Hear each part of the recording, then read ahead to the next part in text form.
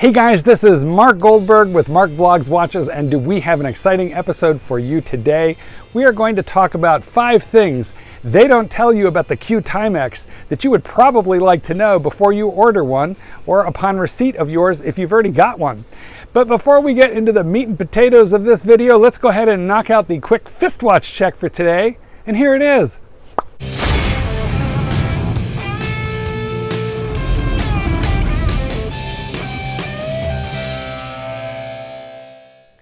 Today I am wearing the all-metal G-Shock. It's the 5000. It's an anniversary edition. You might enjoy it as well, but now let's jump right into 5 things they don't tell you, nobody has told you about the Q Timex. Might make you rethink your purchase. Let's talk about that right now, and in order to do it, we're going to turn the camera around and do an unboxing and kind of work our way through 5 quirky little problems of the Q Timex. Well guys, what we're about to discuss in terms of the unboxing is not actually one of the 5 things they don't tell you, but I guess we'll call this a bonus. One of the things that they don't tell you is how heavy this is, which I think is a good thing, because it just sort of like reeks of quality in terms of the overall weight of this package. Now we have a plain outer sleeve with a barcode on there. The movement is from Japan, the band is from China, and God knows where the rest of it is from. But this thing is weighty. I would say it weighs in at somewhere in the half-pound range. Now, when we slide that sleeve open, it's just cardboard, guys. But again, what you're really struck by is the weight. Now, when we open this guy here, inside we find an inner box. Now, the inner box, this is not cardboard. This is pleather, naugahyde, some form of actual upscale vinyl. But in terms of the feel and quality, it's surprisingly nice, and it has quite a nice. And look, they've even faked up the leather grain. Now, when we open it up, we've got the story. A reissue 40 years in the making. You can pause the video if you'd like to really give that a proper read through. You'll see I've already opened up this watch, which we're going to talk about in a second, and there's all the stickers and whatnot that I have saved. Here, this is another bonus thing that they don't tell you. This guy is wrapped up tighter than a mummy. So I think you're going to find it a bit of a challenge to unwrap. Silly me. It took me a while to figure out that all you have to do is find the yellow tab and pull it. Under these little bands, we'll take that out. We'll set the watch aside for a quick moment, and we will pull out the little seat. And under here is nothing more than a little user information guide. Honestly, it's not very helpful. It's in, just a couple pages 2 pages of information in every language, if you will. Not very helpful. But this is the booklet. There is no card or papers or anything else with this. One thing that was not mentioned that I could find in the booklet was how to deal with and adjust this woven bracelet, which looks really cool. And if you have the right wrist for it, it feels really cool. We will work a wrist shot in, and we will describe the whole watch next. And then we will jump right into the 5 things they don't tell you that they really should.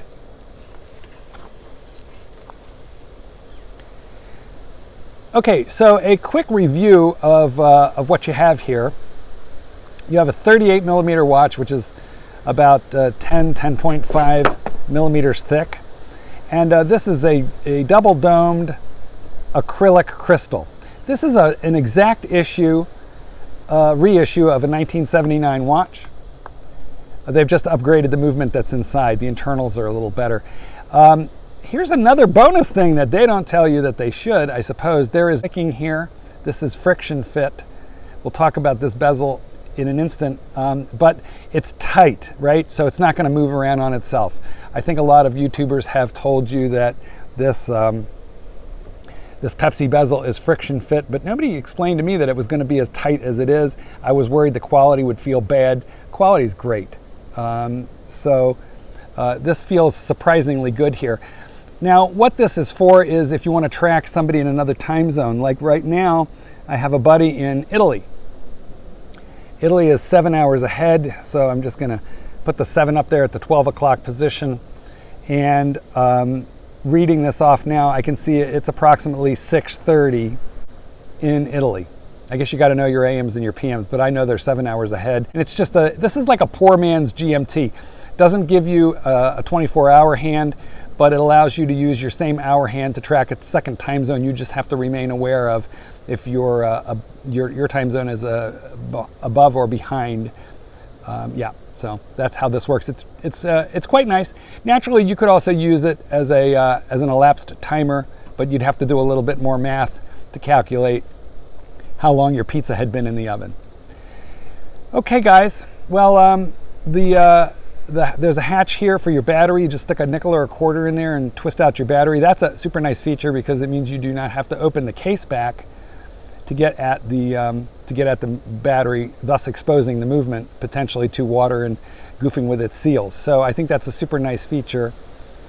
And it has day date. Now I will tell you that I have checked this out and it is running ridiculously accurate. Ridiculously accurate. I mean, it can't be off more than a tenth of a second per day, if that. So that is a really terrific feature of this little movement.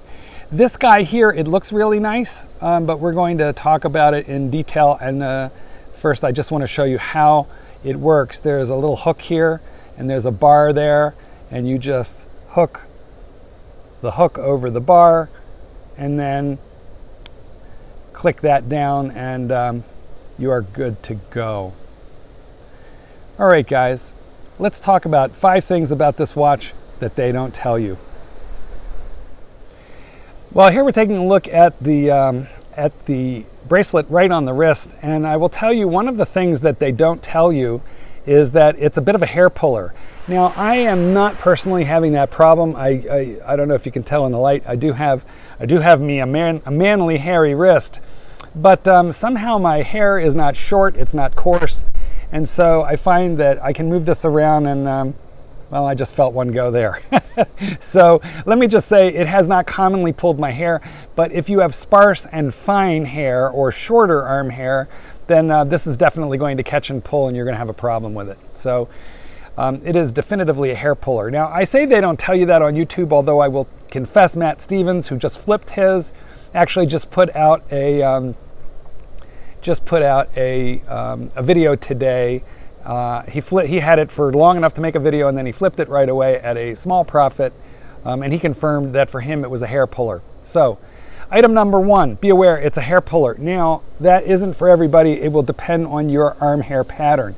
To get it off, we pick open here, and then be careful because it's just going to kind of like come off that hook.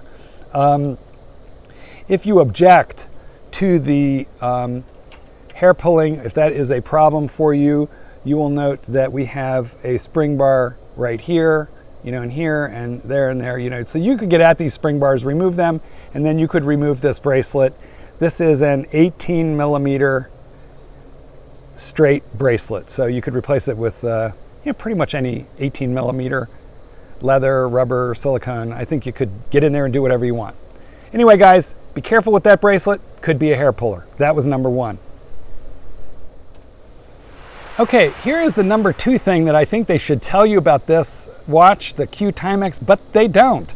And that is this bracelet is very difficult to adjust if you don't know the trick. And the problem is they don't really tell you the trick in the instruction booklet. Here is the trick, guys. This piece here is basically clamping down on the bracelet. And what you need to do is loosen it up so it can slide back and forth. You slide it up towards the watch head, you are making the bracelet smaller. You slide it back towards the end, you are making the bracelet larger. But here's the thing that they don't tell you to do. Do you see that little detent right there? Now, guys, I gotta say, maybe this is obvious to everybody in the world but me. I'm not especially adept, at mechanical things. So it took me a minute to figure it out. But what you want to do is you want to work something pointy under there, and then that back edge, you want to lift it up. So you want to pry in this direction. It looks something like this when you get it right.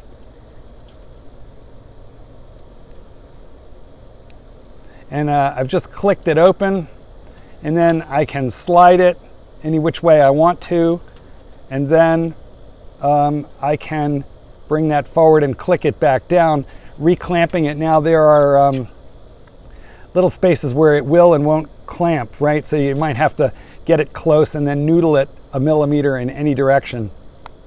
But I've just clamped it back down now. So if you start prying at this bar, if you try and get under here, like let's say you get under here and you try and pry it open that way, you could bend up this bar. Yeah, I think that they should give you a damn illustration, or somebody should have put a YouTube up there. That's why I'm doing it now. Just get under here and then pry this end up. And it, once again, under and a little hard to do on camera, so let me get the angle better. And I think I just obliterated it with my finger, so let me get in there and do it again. Get in with the screwdriver and pry up and open, and then you can move your slider around, and then wherever you want, you can clamp it back down. It wants me to move it a millimeter. It wasn't happy quite where it was, and moved it a millimeter, was able to clamp it back down, and now I have enlarged the bracelet. So guys, be careful with this thing. That's number 2. The number 3 thing that they do not warn you about with this watch is, although I find the day-date complication super handy, it takes forever to change both the day and the date. I think it's something like 4 hours. So let's go ahead and hack the movement by pulling it out. Oh, I should have mentioned. All right, let's do that right now. The watch will come packed with a little stopper under there, and that's preserving your battery, keeps it in the out position. So I'm going to pick that open, being careful not to scratch the watch. And now, because the watch is already completely in the open position, I'm going to start moving it. You can see we are in the afternoon right now because the day and the date are not changing at all. But let's look and see approximately how long it will start to, when it will start to change and how long that will take. So here we are at 10 p.m., moving into 11, and you can see just at around, right before 11 p.m., I noticed that my date wheel, you see that, guys, it's starting to change. It's going between 21 and 22 now. So it's starting at 10:55 p.m. That's when it starts. And here we are at 12 p.m. and I'm almost all the way on 22, but not completely, but my Saturday hasn't changed at all. So let's keep going.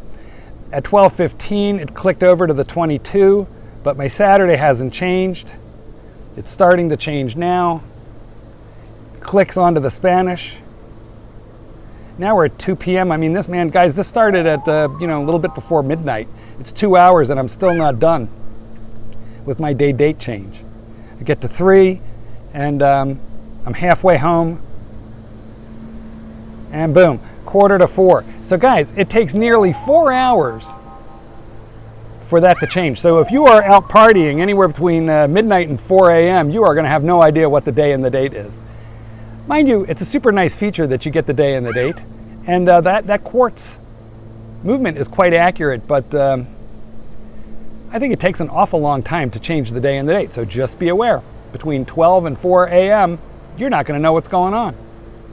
So guys, the 4th thing that they don't tell you about the Q Timex is that although there is a quick set for the date, there is no quick set for the day. So I have the Q pulled out right now to the 1st position, and if I turn the crown up, I will be changing my quick set of my date. But if I turn the crown in the other way, nothing is going to happen. I'll just kind of like, you'll see the gears get unhappy, right? But you can't change the day. If you want to change the day from Sunday to Monday or Tuesday, you have to do it the good old-fashioned way, just like when I was a kid, and you have to turn the hands. Now, that would be a major, we've gone over to Domingo If we keep going around 4 o'clock, we'll hit Monday, okay? That would be a huge pain in the butt, guys, except for this is a quartz watch, so you're really only going to have to do that once, and then maybe after you change the battery a couple years from now. But it's something you should be aware of. Quick change for the date, but not for the day. Well, guys, I am wearing the Q right now just to kind of talk you through the fifth thing that they don't tell you about the Q Timex, and that is how miserable customer service is. I mean, look, it's a $179 MSRP watch. So, you know, from a mass merchant, so why would you expect customer service not to be miserable? Well, they kind of fool you, and I'll tell you why. Because the Timex website is very, very good. They show off their watches very nicely. They make it very easy to order a watch. There is a live chat option where, you know, it took me a while to get an operator, but you know, when you have a live chat option, you figure they're going to know what they're doing. Let me just say, they don't have any clue of what they're doing. I am sure that live chat, let's just say, pretty sure based on the conversation that is offshore somewhere, who knows? So I don't know how well trained or how knowledgeable these people are, but let me just say, customer service through live chat on the website was absolutely useless. And so they also have a toll-free number. Hey, that gave me hope. I could talk to a human being. Took a while to get a human being, less than you would have thought, but still. And then when I did get a person on the phone, once again, offshore, not knowledgeable. Very polite, very nice. So no slam on these people who are making a living doing offshore customer service. Timex, you should train these people, hook them into your computer system, enable them, empower them, because you know, they're kind of useless. And okay, so what about the email option? When you email them with any question, a problem or concern, you get an autoresponder answer instantaneously, and then nothing. Your email will fall into the void and you will hear absolutely nothing. I'm going to make another video about this watch to tell you about a small problem I had with it and why I was thinking I might need to return it. You know, that's the subject of another video. But that's what caused me to have to talk to customer service. Eventually, finally, I got an answer and they said, hey, you know, if there's a problem with it, we will not exchange it. You can return it and just take a refund. So, could have been worse. But listen, I didn't want a refund. You can't get these. They are constantly sold out and going on back order for 4 or 5 months at a time. It took me 6 months to get this one. Why would I want to just, you know, return it? If there was a problem, they should be able to exchange it or send me a part. So maybe that's number 6. Forget about getting parts.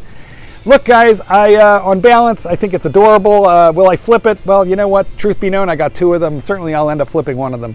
If you'd like to talk to me about that, well, you know my address. It is in the comments of this section in the description. I want to thank you for having been with me this long, and please subscribe, throw me a like. It's super helpful. And guys, we'll see you next time. Goldberg with the Q, Timex, and a bunch of stuff they don't tell you. Peace out.